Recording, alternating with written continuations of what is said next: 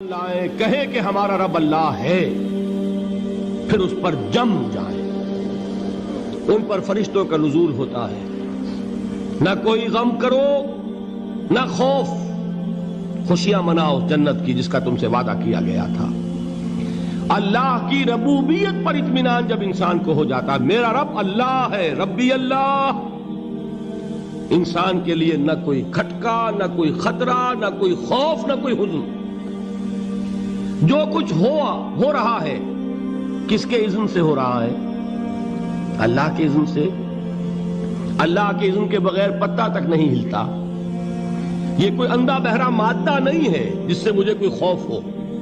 اندھا بھینسا چلا آ رہا ہو اس سے تو ڈرنے کا ہر انسان کو ڈرنا چاہیے، نہ معلوم کس کو ٹکر مار دے۔ لیکن نہیں، اس کائنات کو چلانے والا ایک سمیع و بصیر خدا ہے، وہ جو میرا دوست ہے، میرا ولی ہے۔ اللہ ولی الذین آمنوا یخرجہم من الظلمات الی النور۔ اللہ اہل ایمان کا ولی ہے، ساتھی ہے، پشت پناہ ہے، مددگار ہے، حمایتی ہے۔ بتائیے جسے یقین ہو جائے کہ اللہ میرا مددگار، اللہ میرا محافظ، اللہ میرا پشت پناہ، اللہ میرا حمایتی، اس کے لیے کوئی خوف ہوگا؟ اس سے کوئی ڈر ہوگا؟ میں مثال دیا کرتا ہوں ایک بہت سادہ، پنجاب کے دیہات کی۔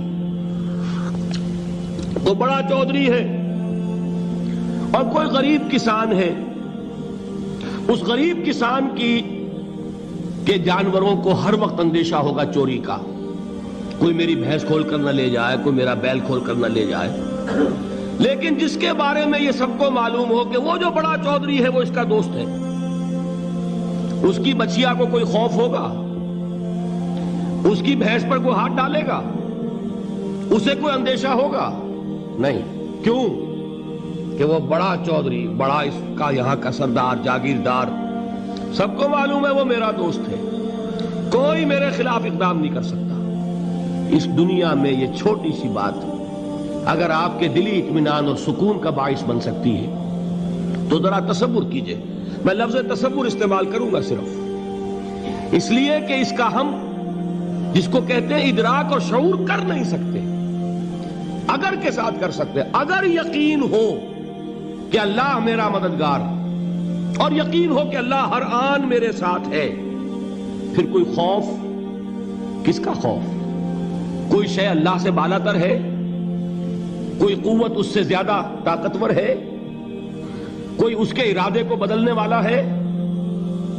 کوئی اس کی مشیت کے آڑے آنے والا ہے؟ یہی بات ہے جو حضور نے فرمائی۔ یہ ایمان کا حاصل ہے لب لباب،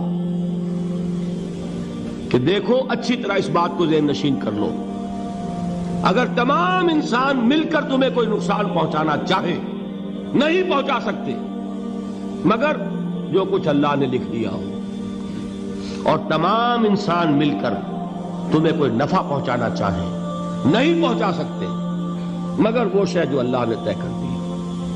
آپ پھر میں کہوں گا ذرا طاری کیجئے، اسے فرض کیجئے، اسے سوچئے۔ اگر اس حدیث پر ہمارا دل ٹھکا ہوا ہو تو کسی سے ڈر ہوگا؟ یہ مجھے نقصان نہ پہنچا دے، یہ میری رپورٹ خراب نہ کر دے، یہ میری انکریمنٹ نہ رکوا دے، یہ میرا یہ نہ بگاڑ دے، یہ میرے یہ نقصان نہ پہنچا دے۔ اس کا ڈر، اس کا ڈر، اس کا خوف، اس کی خوشامد، اس کے لیے جا کر طرح طرح سے اپنی عزت نفس کو ذلیل کروانا اس کے سامنے، یہ سب کچھ کیوں کرتا ہے انسان؟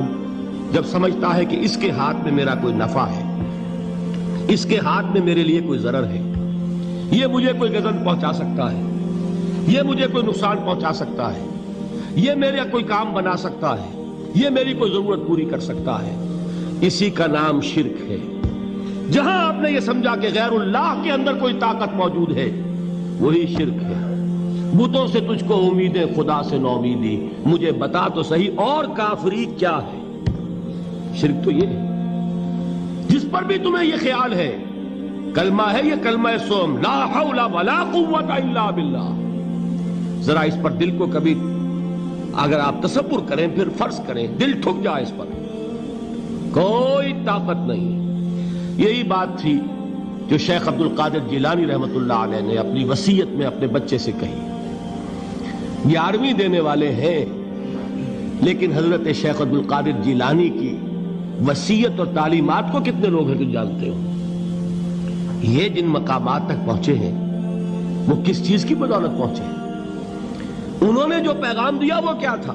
اے میرے بچے، جس طریقے سے قرآن مجید میں حضرت لقمان کی نصیحتیں جو ہے نقل کر دی گئی ہیں، میں یہ عرض کروں گا بالفرض اگر قرآن حضرت عبد القادر جیلانی کے بعد نازل ہوا ہوتا تو شیخ عبد القادر کی یہ نصیحتیں بھی قرآن میں درج ہوتی. اتنی اونچی نصیحتیں ہیں. اے میرے بچے، اس حقیقت کو ذہن نشین کر لے، لا فاعل فی الحقیقت ولا مؤثر الا اللہ. اس کائنات میں نہ کوئی فاعل حقیقی ہے نہ مؤثر حقیقی ہے سوائے اللہ. کسی شے میں کوئی تاثیر نہیں اگر اللہ نہ چاہے. آگ جلا نہیں سکتی اگر اللہ نہ چاہے. پانی ڈبو نہیں سکتا اگر اللہ نہ چاہے. زہر ہلاک نہیں کر سکتا اگر اللہ نہ چاہے. کوئی چیز فائدہ نہیں پہنچا سکتی اگر اللہ نہ چاہے. تو در در پہ کیوں سر جھکاتے ہو؟ در در پر کیوں جبیں سائی کرتے ہو؟ سب کے سامنے کیوں ہاتھ پھیلاتے ہو؟ ایک اللہ سے مانگو. ایک اللہ کے سامنے زمین پر اپنی جبین رکھو. لا فاعل فی الحقیقت ولا مؤثر الا اللہ. نظر آتا ہے ہمیں کہ پانی پیاس بجھا دیتا ہے. پیاس بجھانے کی صلاحیت پانی میں نہیں ہے، اللہ کے اذن سے. کھانا بھوک مٹا دیتا ہے. بھوک مٹانے کی صلاحیت کھانے میں نہیں ہے، اذن رب میں. دیکھیے یہی یقین تھا. حضرت موسیٰ علیہ السلام کا واقعہ یاد کیجئے. سامنے سمندر آ گیا ہے. قوم دیکھتی ہے پیچھے کہ گرد و غبار کا طوفان ہے. معلوم ہوا کہ فرعون اپنے لشکر سمیت آ گیا ہے. لشکر جب چلتا تھا تیز رفتاری کے ساتھ تو گرد و غبار کا جو طوفان اٹھتا تھا اس کا تصور کیجئے. اور لمحہ بلمحہ وہ قریب آ رہا ہے. پوری قوم نے کیا کہا؟ اے موسیٰ انا لمدرکون. اے موسیٰ ہم کو پکڑے گئے. قرآن مجید نے تو یہاں وہ باتیں نہیں لکھی ہے، لیکن تورات میں یہ درج ہے کہ بنی اسرائیل جھگڑنے لگے، دست و گریبان ہو گئے موسیٰ کے ساتھ. موسیٰ ہمیں یہاں مروایا لا کر، اس سے تو ہم ہی بہتر تھے. وہاں کھانے کو ملتا تھا، زندگی تو تھی. بیگار ہم کر رہے تھے، موت تو نہیں تھی. اب جو کچھ ہوگا اس کا تصور کرو، جس طریقے سے ہمارے ٹکڑے اڑائے جائیں گے. تو لڑ رہے ہیں حضرت موسیٰ علیہ السلام سے. یہ تورات کی تفصیل ہے. قرآن